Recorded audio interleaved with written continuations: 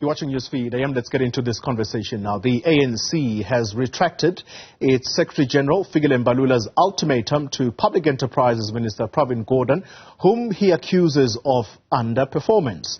The party has softened Balula's tone after he described Gordhan's performance as underwhelming. Balula urging Gordhan to implement the governing party's policies on SOEs or face removal from office. So the question we're asking today is, how much has the country's economy suffered under the continuous failures? To further unpack this for us, we're joined by political economist Moeletsi Mbeki and Dr. Dion George from the Democratic Alliance. To both of you gentlemen, thank you very much for your time. Let me start with you, Mr. Mbeki. Do you get a sense that the government has a real understanding of the Transnet underperformance and the impact that this has had on the economy? Oh, absolutely. The government has a very clear understanding, not just of Transnet, of Eskom and other state-owned enterprises. This goes, as early as 2003, the South African government asked the British government to help them to manage the railway system, to give them advice on how they should manage the railway system. This was because the South African government realized that it didn't have the expertise to manage the railway system. So they asked the British government for help. And the British government appointed a famous consulting company called Adam Smith International, which prepared a detailed report on how the government should manage the railway system. So the government knows how it was given a report on how to manage the railway system. Instead, it decided not to implement the recommendations that were given to it, and they were paid for, by the way, by the British government. So it decided not to implement those recommendations. And if you give me time, I will explain you why they didn't implement them. All right, we'll get to it in a moment. Dr. George, let's bring you in. So, Mr. Mbeki, is clear that government was given this advice, but there simply has been failure to implement. Here's the old lingering question. Is there political will, therefore, to fix what is really wrong at Transnet? No, I don't think there's any political will. And if there is political will, there's just not capacity to do that. That is the problem. The whole state-owned enterprises model has failed. I mean, our research indicates that over the past 10 years, there have been 331 billion rand in bailouts to the state-owned enterprises. That's including Transnet, and it still isn't working. So the problem you have is that you have a government that is incapable, and you have a government that also is putting people into places through its cadre deployment program that are unable to actually do the job. That's the problem. And the fundamental problem that with the state-owned enterprises right at the outset, nearly 30 years ago, was that government decided to corporatize them instead of picking a different model. So what it did was it created these entities that had no accountability and just got bailed out over and over again. So the model is failed, and there's no incentive for anybody in the system to actually get productive and to get them to work. And it's fundamentally damaged our economy. That's what it's done.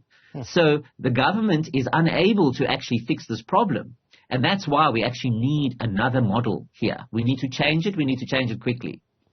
Mr. Mbeki, 331 billion rand in bailouts thus far.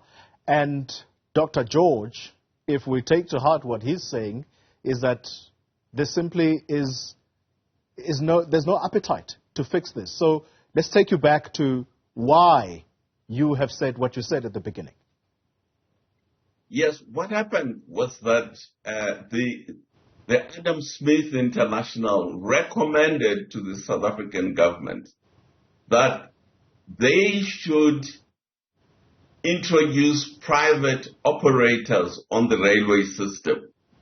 But the private operators should buy and own their own train sets. They should buy their own train sets. The government should remain the owner of the permanent way of the railway infrastructure and of the signal system.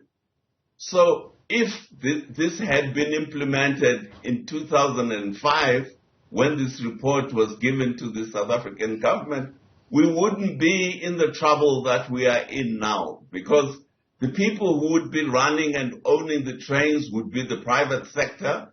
They would be paying a fee to the government to use its track, and the government, all it would have had to do was to maintain the track, which means the huge payments and subsidies that Dr. George has referred to would have been unnecessary, because the private companies would be the ones that would have bought the locomotives, that would have bought all the rolling stock and so on.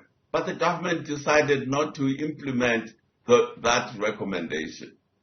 Dr. George, if there is no real success or successes we can point to in the era of Pravin Gordhan, has he overstayed his welcome, therefore, in government? Well, I think the thing is, if you look at Pravin Gordhan in isolation, I mean, I don't think it's particularly fair to look at him and now blame him for all the woes that he's facing with the state-owned enterprises. He's working with a model that doesn't work, and he's not able to fix. So yes, absolutely, he is accountable. But he's also a member of a cabinet that is collectively accountable. And it's not only Minister Gordhan that has failed to do his job. It is, in fact, the entire cabinet. They have failed. The ANC has, in fact, failed the people of South Africa. If you look at our economy, we are not even going to grow at 1.4% that was projected in the budget in February, which means that in October, we are going to have to revise downward the revenue projection. And that means that we're going to have less money available for service delivery to the most vulnerable South Africans. So what we have, a situation is that we have a cabinet, knows the model is broken, as Mr. Mbeki has said, is that there were options for government to actually implement to make things better, but there's no appetite to do that because government's still fixated on its desire to control the economy, to be at the center of it, as it designed the SOEs to be. And it can't be, because you can't have an incompetent government at the center of the economy. So you have to get government out of the way. You have to inject the private sector. You don't have to privatize everything, but what you need to do is to get expertise into the system. And I think that that's what Mr. Mbeki was talking about, and that's a very sensible way to go. But government isn't sensible because it's picked the wrong economic policies, and it cannot change its ways because it is stuck. It is stuck in an old paradigm that is not able to change. That's the problem. Mr. Mbeki, Balula's ultimatum to Pravin Gordhan, shape up or ship out. Some people already dismissing it as him grandstanding at that Women's League conference. But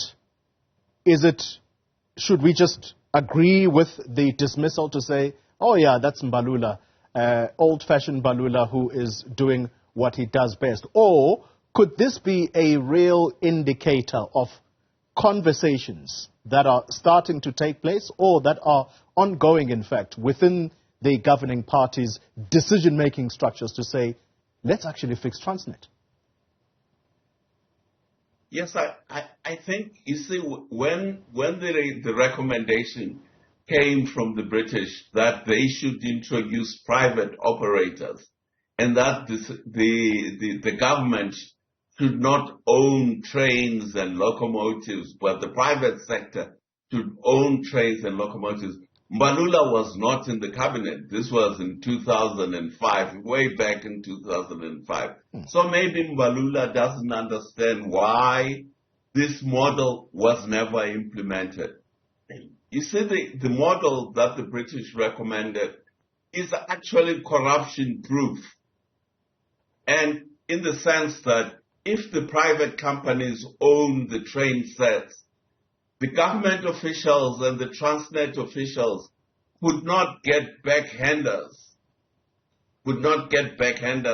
through the procurement by Transnet, as they got through, for example, the procurement of the boilers for Eskom. If, for example, the power stations, Kusile and Medupi, were built by and owned by private companies, the Chancellor House would have had no room to get backhanders and so on as it did with it.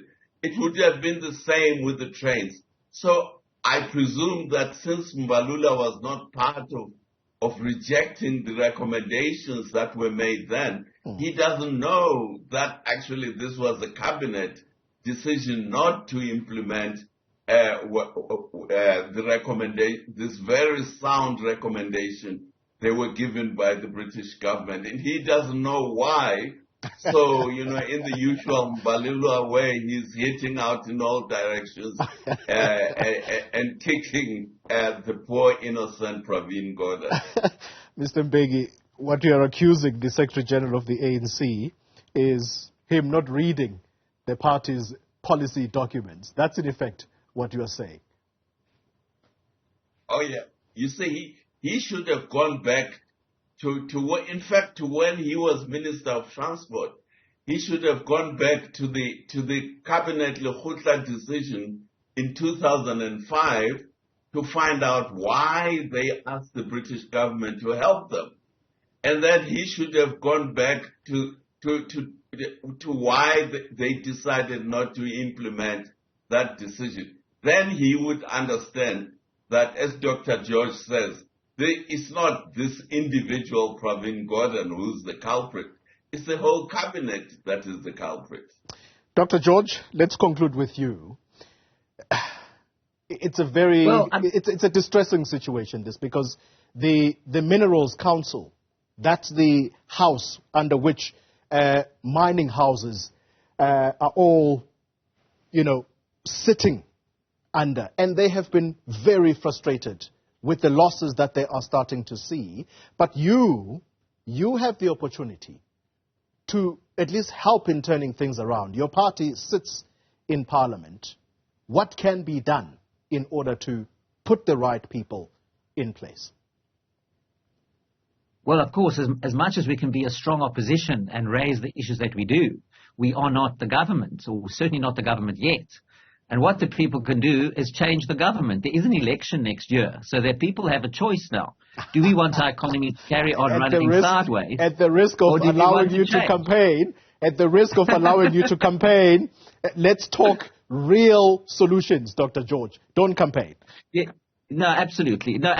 Well, obviously, we need change. There's no doubt about that. But the crucial thing is you need to look at the model. And we know that the Transnet is not going to be successful. We can't get our goods across the country. That's why the roads are falling to pieces, because we're not having a rail system that works properly. So, and also when the CEO is earning 8.5 million rand per year without any value, and the executives are earning 61 million collectively with no value add. That's not money that's good for us to be spending.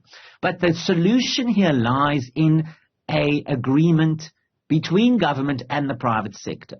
As Mr. Mbeki said, if you have a model where you say government has a role to play, so government can play a role in making sure that the rails are, for example, in place, but you can certainly inject the private sector in, putting the train systems in place, making them more efficient. That's the way that you need to do it. So the DA's model is that we need to inject the private sector in the first instance into all of the state-owned enterprises that are viable and shut down those that are not. And there are many that are not. That's what we need to do. Also, you look at Eskom, it's got the same problem. Eskom's not going to get fixed unless we inject expertise and we get the private sector involved in procuring more energy into the grid. That's what we need. But the people do have the power. They have a choice as to who is going to be governing them. That is just fact. Dr. Dion George, he is a member of the Democratic Alliance in Parliament. In fact, he is the party's spokesperson on finance. Mr. Moeletsi Mbeki is a political economist. Thank you both for your time and insights on this matter. All right.